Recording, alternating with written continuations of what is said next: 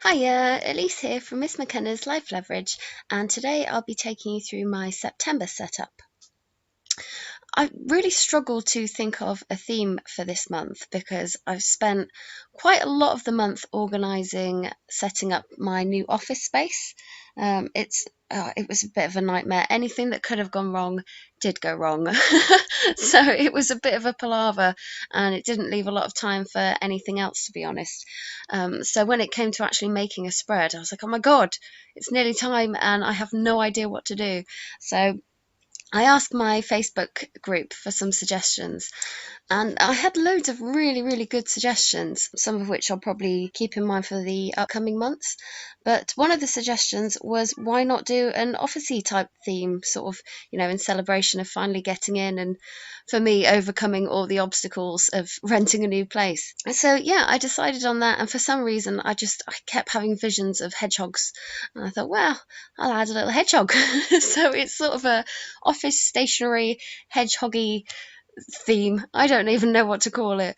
But I thought, well, it kind of goes with the whole back to school September-y theme because it's stationery and that sort of stuff. So yes, that's what I finally decided on. I used the Staedtler fine liner coloured pen thingies. I don't know what they actually call them, so I'll leave a link in the description for those, and some watercolour pencils to create this spread. It's not a particularly complicated spread because I wanted to keep things really simple this month. So the cover pages, I mean, that's pretty detailed, but the rest of the spread is pretty simple. It's just boxes with a bit of decoration. And I changed up my monthly spread this month because I got bored. I get bored really quickly of the same spreads over and over again, and then I stop using my journal. So I wanted to sort of shake things up a bit and do something a little bit different.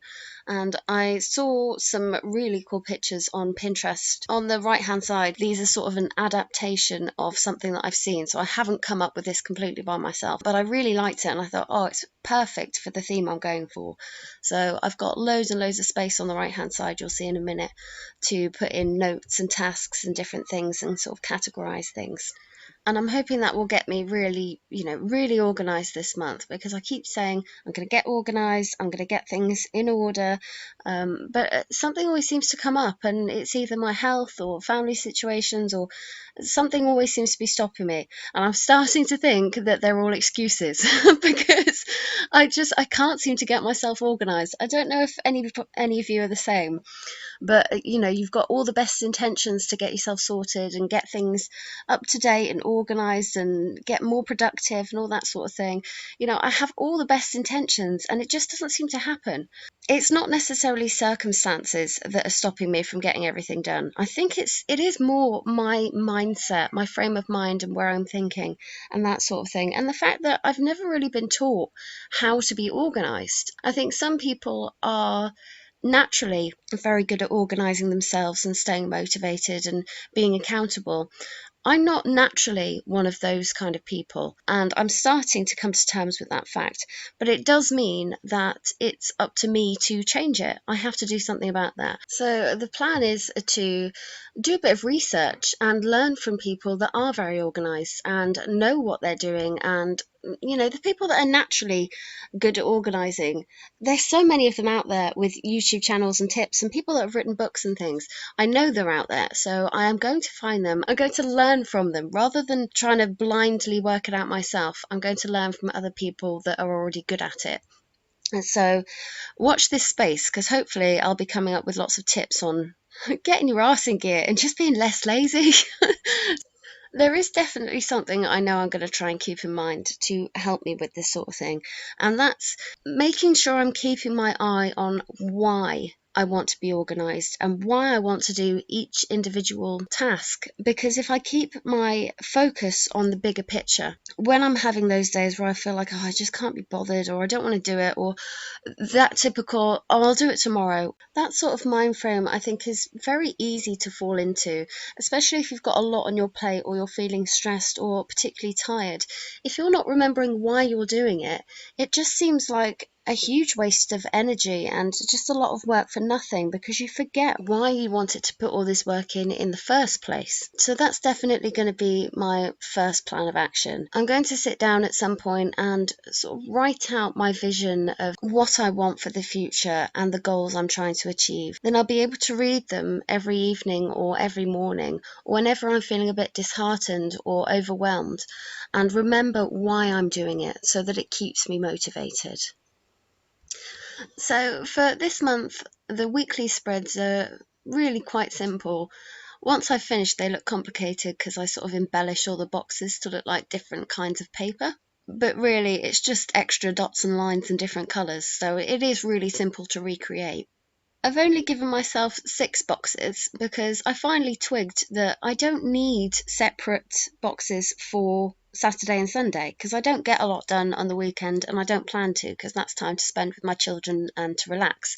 So I've just made 1 box for the weekends, which is great because it means that I can use the space on things that I actually need.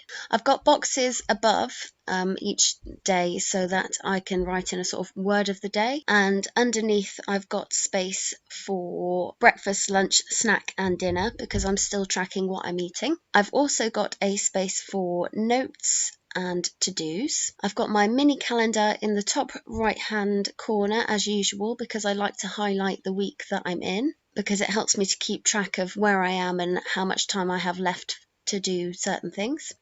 I've put in a very small tracker on the right hand side, just for a few little habits that I really want to start getting into. And then in the bottom left hand corner, I've done my mood tracker slightly differently. I've done it differently in that I've got this sort of pie chart thing, and I'm going to colour the different sections in each day in the different colours to show my mood. And I've got a mood notes section, so that if I seem to have a drastic change in my mood, I'll be able to note down why I think that was, or if anything in particular seemed to trigger it. And then this page, I suppose, is fairly similar in that it's mostly boxes.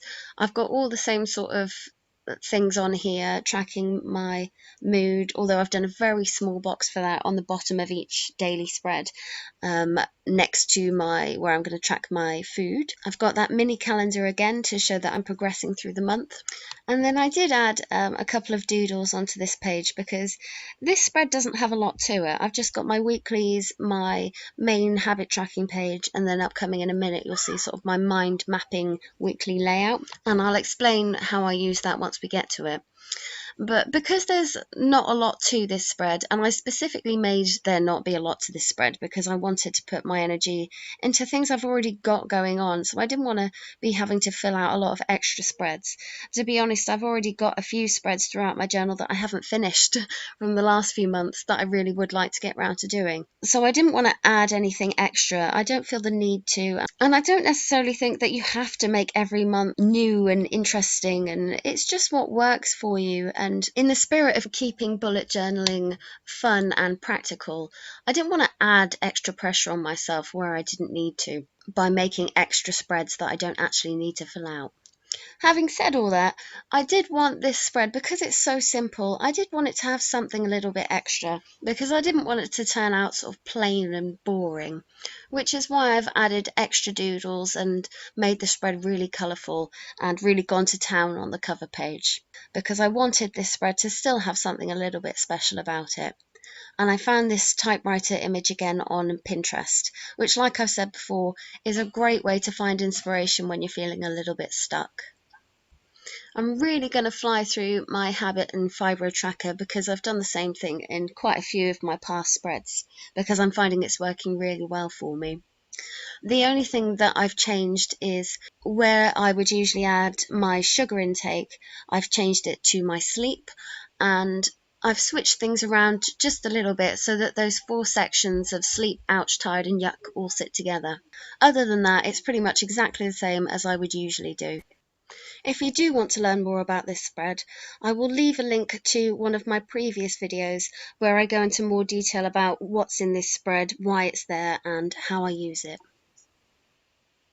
Now we're on to the final spread, And in this spread, I'm doing something similar to what I did last month because I found it really helped me organise. Even though I didn't use it a huge amount because last month was just, I've basically decided last month was a write-off, to be honest. But the theory behind it is really solid. On the left-hand page, I'm giving myself a space for mind mapping, which basically means I'm going to do a spider graph sort of thing. I can just chuck down, it's a bit like a brain dump, where I can chuck down all my ideas and then all the little ideas that branch off from that and the things that I need to do to make each idea happen. Then once I've got all that in one place, on the right hand side I've got a space for week 1, 2, 3 and 4 of this month. I'll use that mind mapping space to pick out the actual tasks that I need to complete that will help me actualize all these ideas. And then I'll put them in an order and space them out throughout the weeks in a way that's going to make it achievable. I think having it laid out like this is really going to help me set up my whole month so that I've got a better overview of all the different tasks that I need to do by the end of the month to achieve all the little mini goals that I have for myself, which includes goals for myself, goals for my family, goals for my work, goals for this channel, all those sort of things. And then that's pretty much it for this spread.